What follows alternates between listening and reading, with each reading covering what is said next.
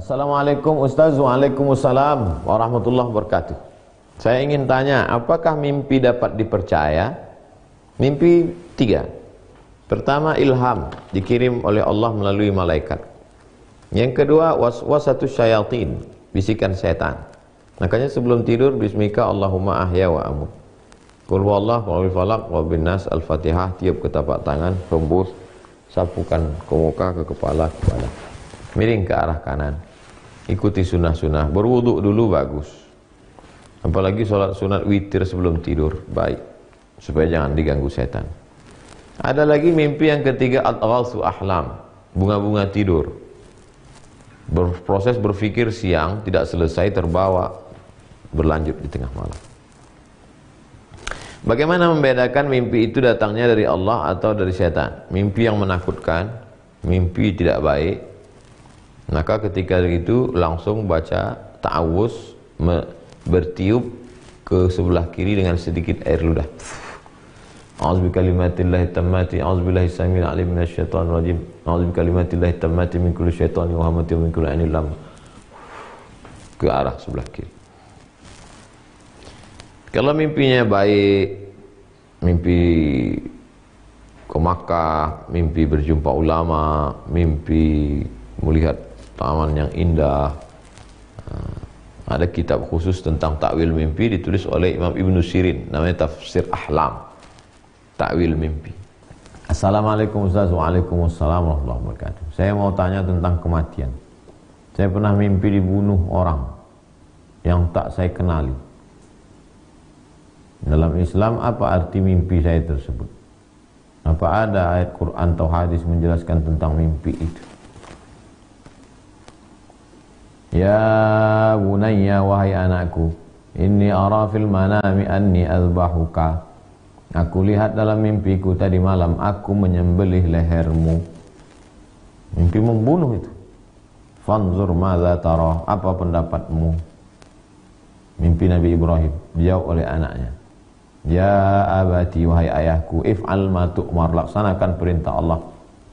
Satajiduni insyaallah minas sabirin, insyaallah aku sabar menerimanya. Itu anak Nabi Ibrahim. Anak kita belum tentu. Sekarang mimpinya saya mimpi dibunuh orang.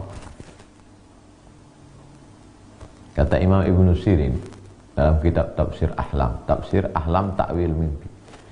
Man syahida fi manamihi, siapa yang bermimpi melihat dalam mimpinya itu iddata ashkhasin yaqtuluhu, dia dibunuh oleh orang, fahadha yadullu ala annahu sawfa yasilu ila makanatin kabiratin, menunjukkan bahwa dia akan memperoleh kedudukan yang tinggi.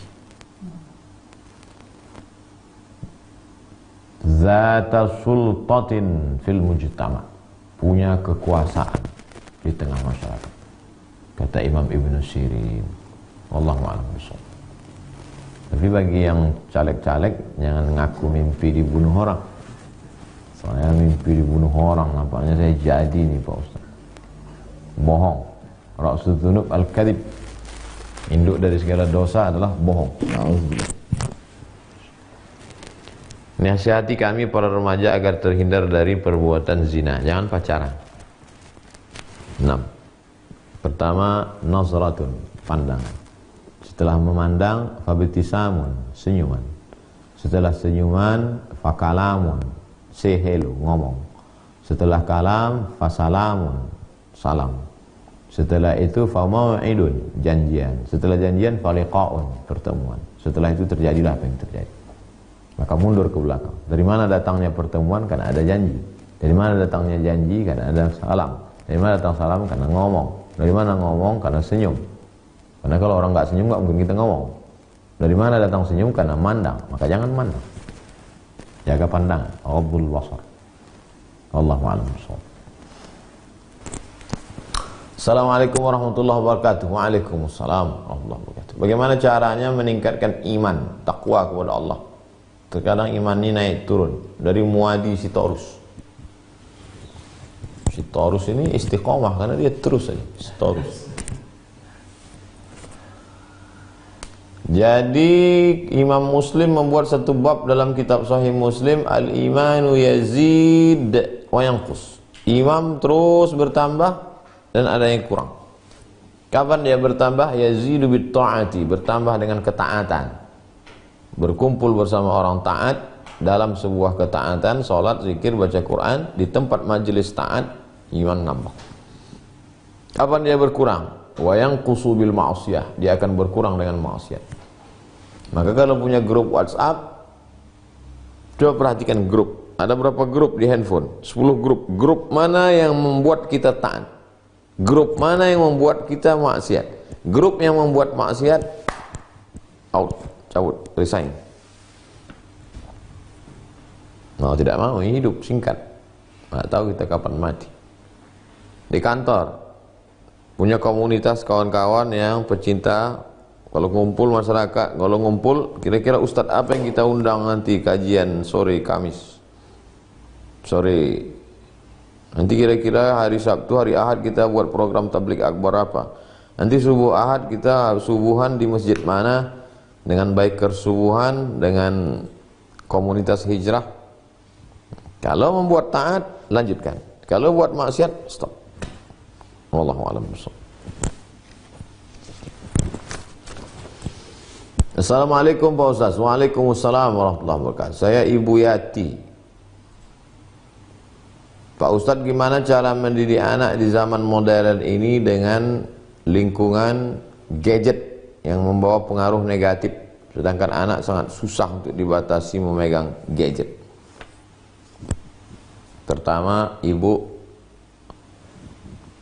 jangan sampai tidak tahu password gadget anaknya.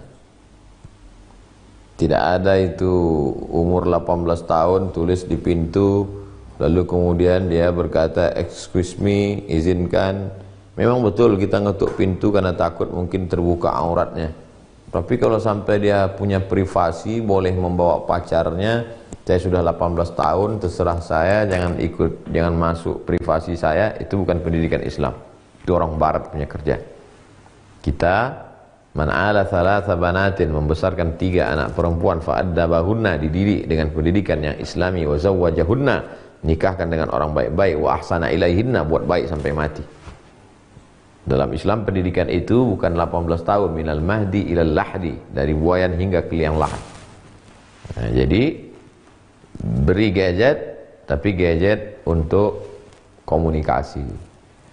Boleh ada tontonan, tapi sekaligus tuntunan. Channel YouTube apa yang kamu lihat? Siapa? Di sekolah juga, sekolahnya yang mengarahkan dia kepada akhlakul karimah, menutup aurat. Maka pilihlah sekolah, lihat kurikulumnya, berapa pelajaran agamanya, bagaimana guru-gurunya di sekolah. Kalau gurunya mengajak party, gurunya tidak berhijab, gurunya juga pacaran, gimana anak-anak kita? Seorang bapak tidak akan mungkin melepas istrinya yang sedang hamil ke bidan yang tidak jelas sekolahnya. Dia pasti akan cari bidan berijazah, karena dia takut nyawa istrinya melayang dan nyawa anaknya melayang. Bagaimana mungkin seorang ayah dan ibu bisa melepas pendidikan anaknya? Ini bukan nyawa, lebih daripada nyawa, karena nyawa habis mati, selesai. Tapi ini bagaimana kehidupan dia setelah mati, di alam kubur, di alam yaumil ba'si, hari berbangkit, di titian siratal mustaqim menuju surga Allah. Bagaimana dia lepaskan anaknya ke guru yang akidahnya tidak benar, tidak mendidik anak ke jalan Allah SWT. Padahal guru adalah digugu dan ditiru. Kenapa penekanan sekolah begitu penting? Karena anak lebih lama di sekolah daripada di rumah. Nanti setelah pulang ke rumah jam 6, jam 7, jam 8, jam 9, jam 10, 5 jam itu kontrol orang tua. Selebihnya dia di luar. Maka kalau di sekolah tidak ketat, dia akan cabut, dia akan pergi ke mall, jilbab dia buka, dia masuk ke tas, dia ngelem. Na'udzubillah. Mudah-mudahan Allah menyelamatkan generasi kita. Wallahu a'lam.